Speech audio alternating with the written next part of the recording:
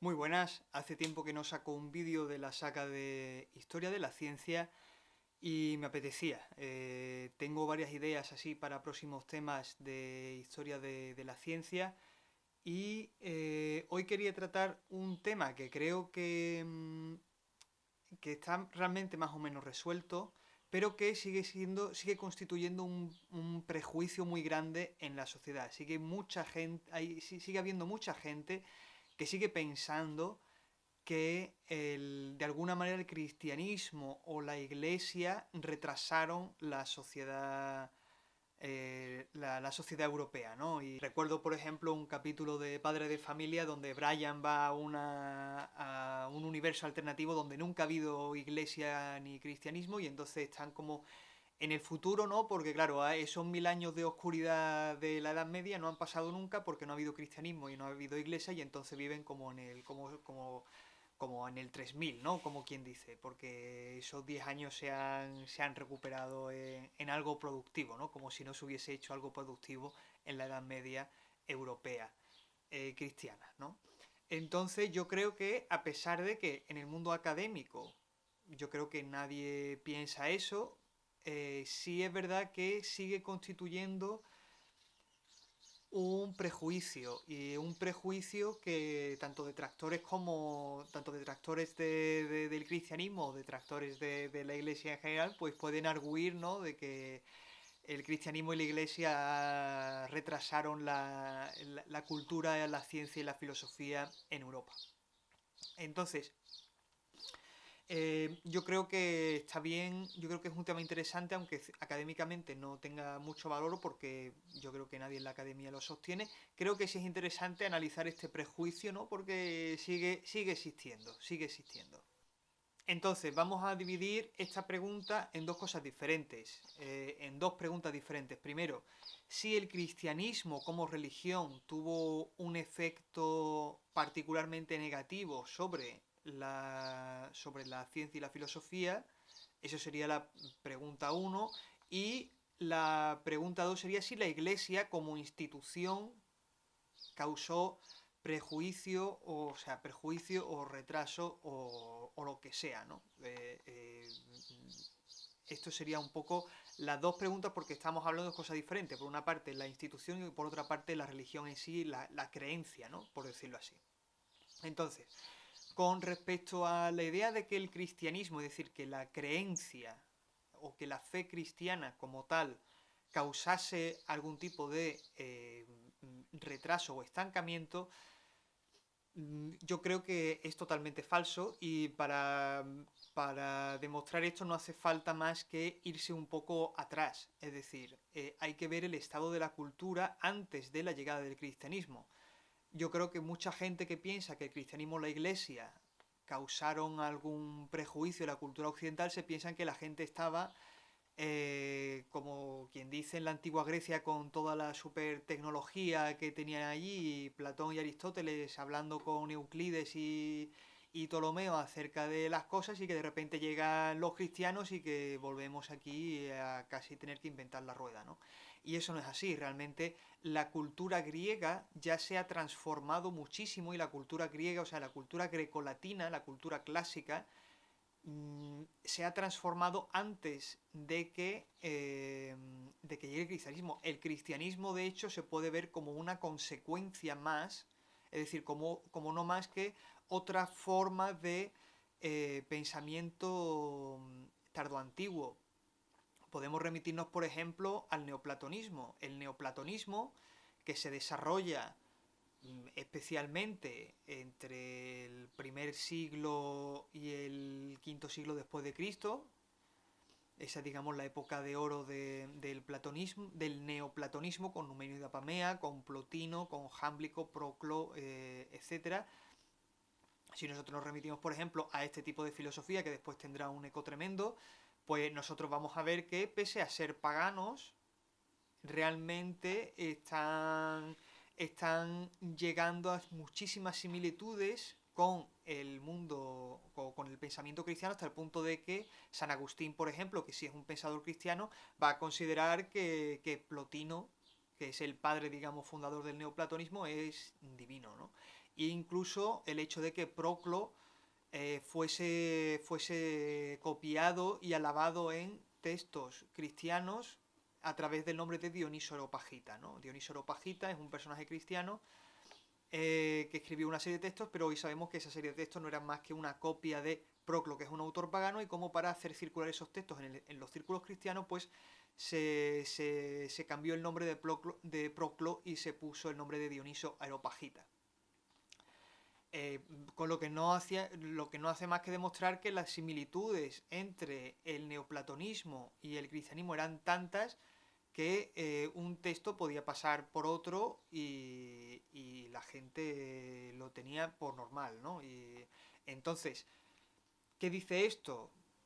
Pues que no es, o sea, el cristianismo no es más que otra de las muchas cosas que había en la cultura tardoantigua y que la cultura tardoantigua se estaba transformando en algo, o sea, el caldo de cultivo del cristianismo es el mismo caldo de cultivo de otras muchas cosas y el cristianismo no es más que una de ellas, que va a arrasar por una serie de motivos. Es decir, el triunfo del cristianismo no se debe a arte de magia, se debe a que ya había un clima muy propicio para el triunfo de un culto parecido. Si no hubiese aparecido el cristianismo, pues a lo mejor hubiese sido uno de los otros muchos cultos que había circulando, hubiese sido a lo mejor pues el culto de Mitra, hubiese sido el culto a Isis, hubiese sido, yo qué sé, alguna versión popular de los oráculos caldeos, podría haber habido tantas posibilidades y todas ellas hubiesen acabado posiblemente de la misma manera. O sea que yo no, o sea, el cristianismo como tal en sí, como fe, no tiene nada en particular que no tenga las religiones paganas anteriores que se van en el modo en el que se transforman durante la antigüedad tardía. ¿Vale? Esta es la palabra clave, ese periodo de antigüedad tardía, es decir, digamos que la antigüedad clásica como tal, pues yo en mi tesis defiendo que se acaba con Alejandro Magno, eso es lo que yo defiendo en mi tesis. La antigüedad tardía, como se la considera académicamente, empezaría más tarde, más o menos en la época de Cristo. Yo creo que podemos empezar ya, a partir del helenismo como fenómeno, podemos empezar ya a hablar de esa transformación de la filosofía y de la cultura y de la ciencia, ¿no? Entonces, esa transformación progresiva es lo que va a provocar el cristianismo. El cristianismo no es la causa de transformaciones, es la consecuencia de una serie de transformaciones que se han producido en la cultura clásica antes y que la han convertido ya en otra cosa que en mi tesis llamo cultura tardoantigua y que empezaría con el helenismo. Pero eso, bueno, eso es lo que yo digo en mi tesis. Hay otras opiniones.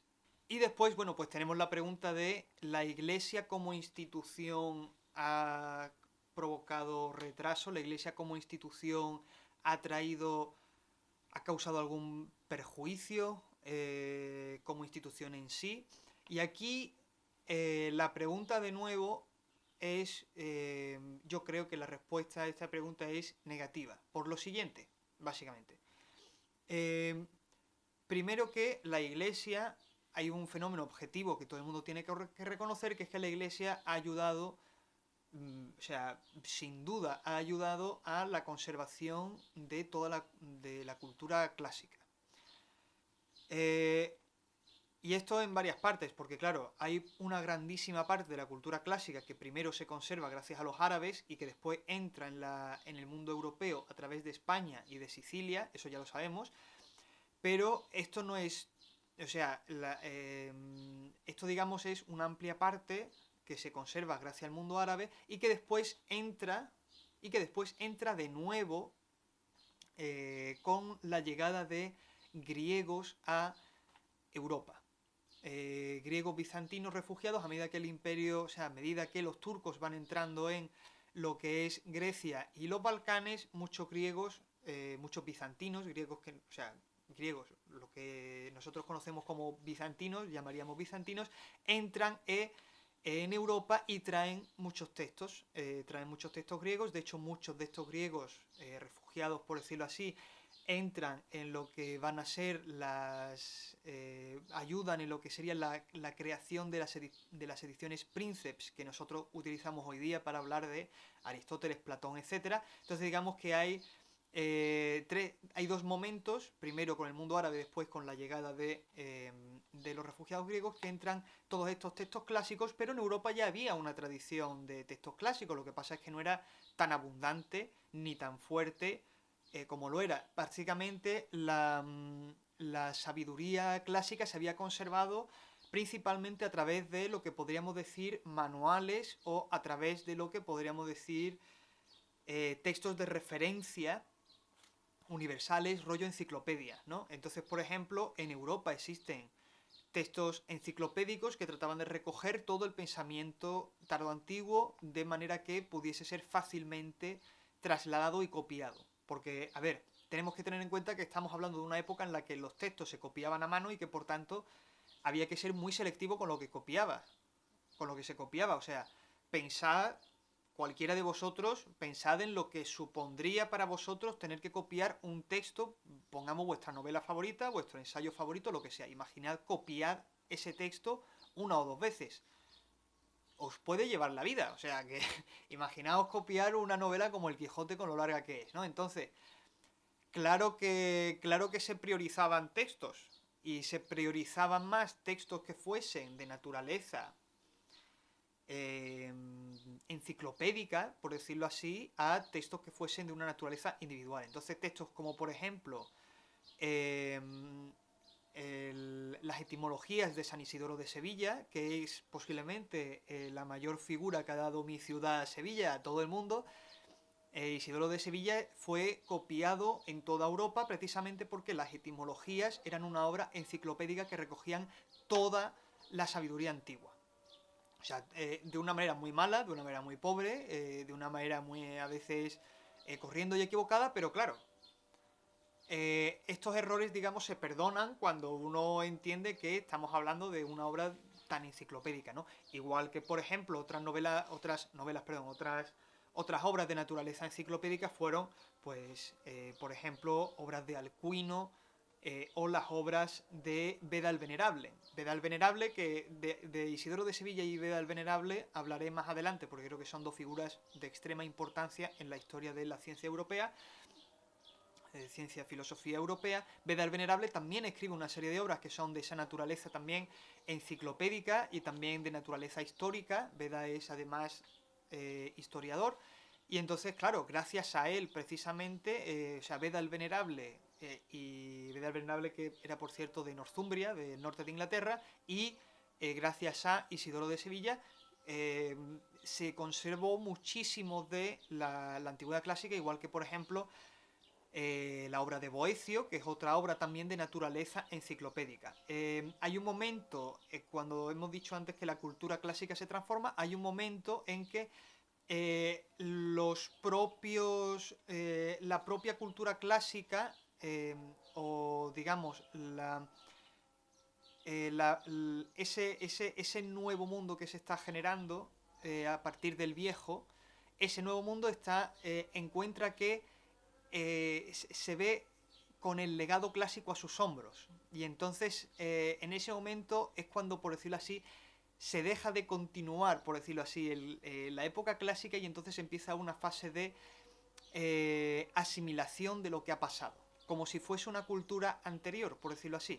Y esto es un fenómeno interesante, que de hecho ya también entro aquí un poco más en lo que yo pienso, como yo lo veo. Pero estas obras tipo Boecio, tipo San Isidoro de Sevilla o tipo Beda el Venerable están mostrando ya una cierta idea de que hay algo que ha pasado antes y que ellos pertenecen ya a una cultura diferente, ¿no? Y entonces, o sea, ellos están, digamos, digiriendo el legado antiguo, no lo están continuando de la misma manera, no están participando, no están siguiendo los debates de Platón y Aristóteles o los científicos de la época, sino que están tratando de digerir lo que ha pasado antes como si les viniese de fuera, ¿no? Y entonces, por eso digo que hay una transformación cultural y que realmente hay una especie de ruptura, ¿no? Con el mundo clásico. Entonces, por una parte, de nuevo, y esto venía al hilo de que la Iglesia ha tenido una labor de conservación de los textos y conservación del legado clásico que es innegable.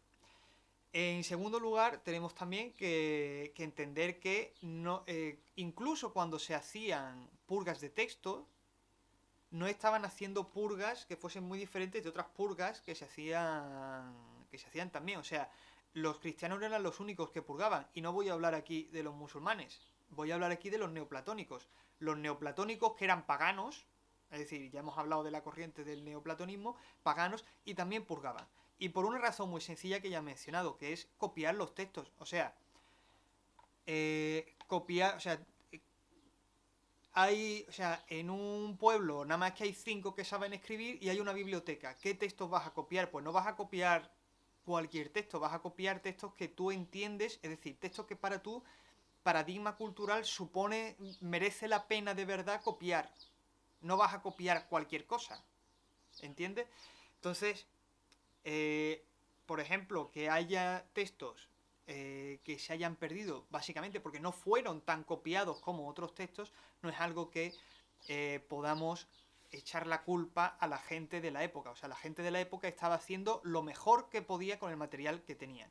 Y en una época donde el número de personas que saben escribir es tan pequeño y el número de texto disponible es tan grande y copiar un texto a mano es tan trabajoso, ocupa tanto tiempo, un libro como la Biblia te puede ocupar toda tu vida, copiarlo nada más, pues está claro que la gente tiene que tener prioridades. Y entonces, pues claro que textos de Platón o textos de Aristóteles se copiaron muchísimo y que otros textos que a lo mejor eran serían las repanochas si los encontrásemos se han perdido.